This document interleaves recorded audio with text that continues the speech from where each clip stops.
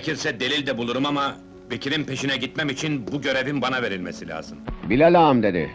Her bir arkadaşa sırayla ev yaptıracakmış Salim Bey. Elin yetimini o kahya gevatına zebun etmek doğru mudur ana?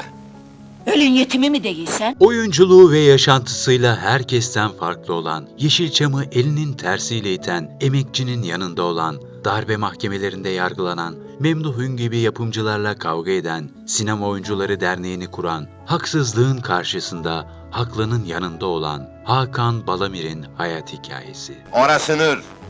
Ne işler orada deni bilmeyen mi var? Boşanmış bir ailenin çocuğu olan Hakan Balamir, 1945 yılında İstanbul'da doğar. Asıl adı Balamir Tavacıoğlu'dur. Babası subay olduğu için tüm memur ve asker çocukları gibi şehir şehir dolaşır çocukluğunda. Babası Giresun tarafında inziba subayı olduğu için çocukluğu Giresun'da geçer. Daha sonraki yıllarda ilkokulu Sivas Ziya Gökalp İlkokulu'nda başlar. 2. sınıfı İstanbul'da okur. Ortaokulun bir bölümünde Ankara'ya gider. Lise 2. sınıfa kadar Ankara'da kalır. Lise son sınıfta İstanbul'a gelerek liseyi burada bitirir. Anne babası ayrılınca Hakan Balamir babasının yanında kalır. Babası subay olan oyuncunun annesinin maddi durumu daha iyidir. Kız kardeşleri annesinin yanında kolejde okur. Eve piyano hocaları gelir. Ünlü oyuncu babasının yanında kaldığı için bu imkanlara sahip değildir. Bir süre sonra annesinin ısrarları üzerine annesinin yanına giden oyuncunun babası, "Gidersen bir daha bu eve dönme" deyince babasından kopup annesinin yanında yaşamaya başlayan oyuncu buradaki rahat hayata ayak uydurmakta zorlanır.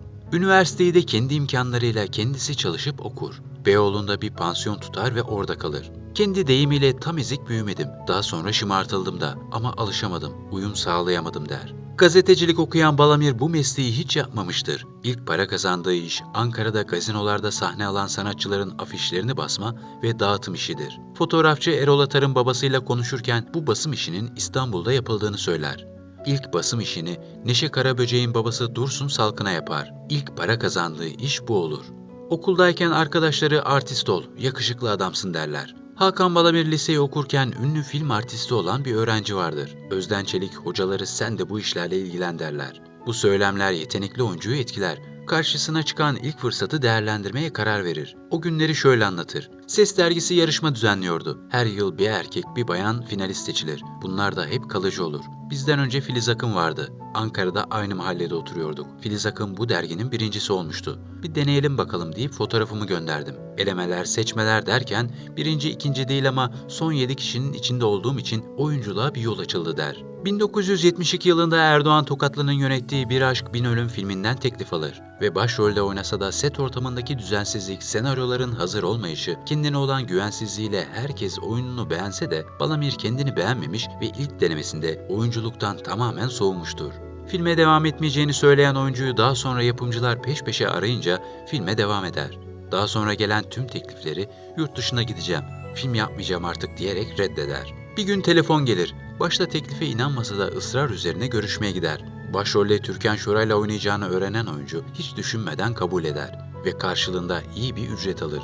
1973 yapımı Mahpus filmi Nevşehir Kapadokya bölgesinde çekilir. Nejat Saydam yönetmenliğinde çekilen filmde Türkan Şoray, Hakan Balamir, Orçun Sonat, Muazzez Arçay vardır. Filmde bir tartışma sonucu tanışan Ümmühan ve Salman birbirine aşık olup kısa sürede evlenen çiftin hayatı Salman'ın kan davalarının ortaya çıkmasıyla değişir. Adamları ikna edemeyen Ümmühan sevdiği adam için 2 adamı vurup cezaevine girer. Ümmühan hapisteyken Salman'ın evlendiği haberini alıp büyük bir yıkıma uğrar. Cezaevinden çıkacağı günü sabırsızlıkla bekleyen Ümmühan özgürlüğüne kavuştuğu an Salman'dan intikam almak için yola koyulur. Türkan Şoray'ın hapishane görüntülerinin çok etkileyici olduğu filmde zaman geçtikçe kadının nasıl aklını yitirdiğine tanık oluyoruz. Kapadokya'da çekilen pek çok unutulmaz Türk yapımı filmlerinden bir Yeşilçam klasiği olan Mahpus filmi hafızalardaki yerini hala koruyor. Mahpus filmi, Türkan Şoray'a 1973'te Adana Altın Koza Film Şenliği'nde en iyi kadın oyuncu ödülünü getirir. Film ses getirince Hakan Balamir'e gelen teklifler de çoğalır. İyi ki sordun, üsteledin Ümmü Hanım. Helallaşacak imkanımız oldu. Vasiyetim için, benden sonranız için konuşmaya hakkım oldu. 1973'te Özdemir Birsel'in yapımcı ve yönetmenliğinde Yunus Emre filminde başrolde oynar. Alişen, Şükriye Atav, Müfit Kiper, Atıf Kaptan gibi oyuncularında yer aldığı film bir müridin şeyhiyle ilişkisini anlatır. Bir köyde kuraklık olur ve ekin yetişmez. Köy büyükleri herkese yardım eden Hacı Bektaş-ı Veli'den yardım istemeye karar verirler. Bunun için de köyden Yunus'un gitmesini isterler. Yunus yola koyulur ve Hacı Bektaş-ı Veli'nin dergahına gider. Veli Yunus'a yiyecek yerine himmet vermeyi teklif eder. Yunus kabul etmez ve yiyecekleri alır. Köye dönerken hata yaptığını düşünerek geri döner. Ne var ki Veli himmetini artık Tapduk Emre'den alması gerektiğini söyler. Yunus Tapduk Emre'nin dergahını bulup ondan himmet almaya çalışacaktır. Türkiye'nin tüm illeri gezilen film 6,5 ay sürer. Film bittiğinde müthiş bir patlama olur. Festivallerin tartışmasız tek adayı odur. Hakan Balamir, Deniz Baykal'ın elinden en iyi erkek oyuncu ödülünü alır.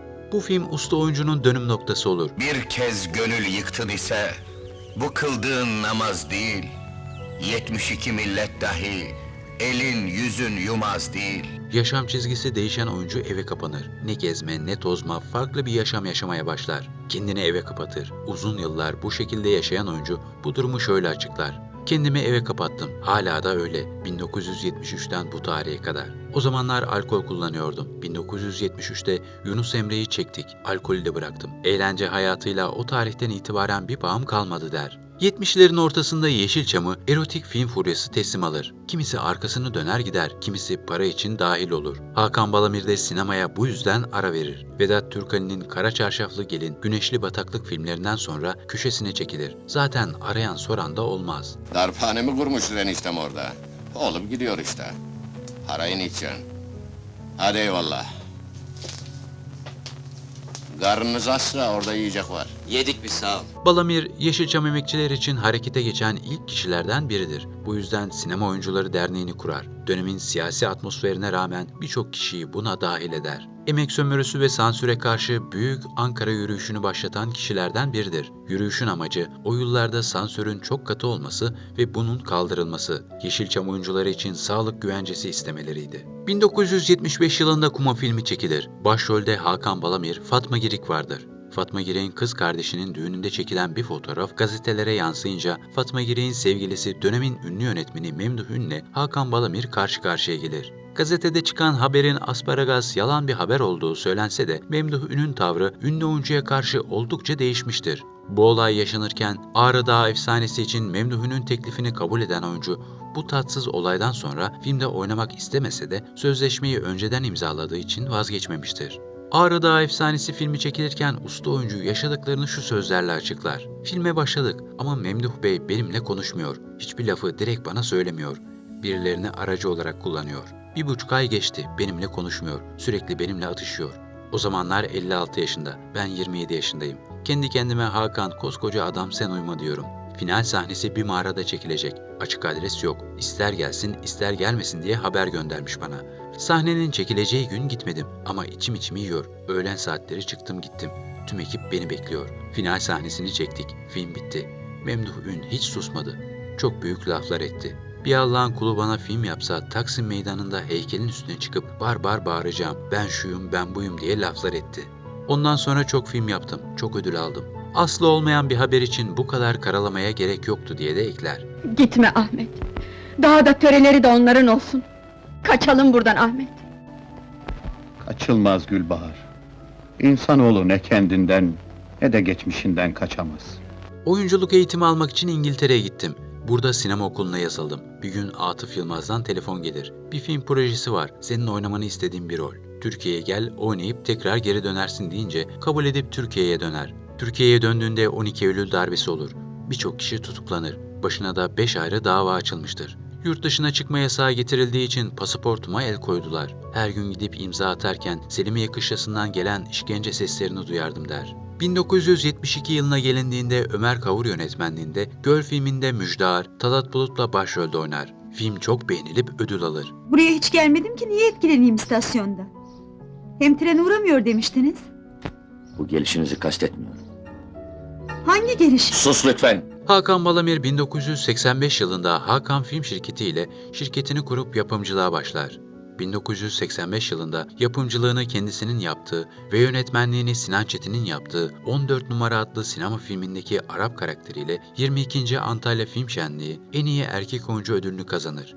Hakan Balamir filmde Serpil Çakmaklı, Bülent Bilgiç, Keriman Ulusoy, Nilüfer Aydan'la birlikte oynar. 1987 yılında Sabahattin Ali'nin aynı isimli hikayesinden esinlenerek senaryolaştırılan Yusuf Kurşenli tarafından yönetmenliği yapılan Gramofon Avrat filminde oynamıştır. Filmde Türkan Şoray, Hakan Balamir, Emin Ant, Güzin Özipek, Menderes Samancılar, Ferda oynar.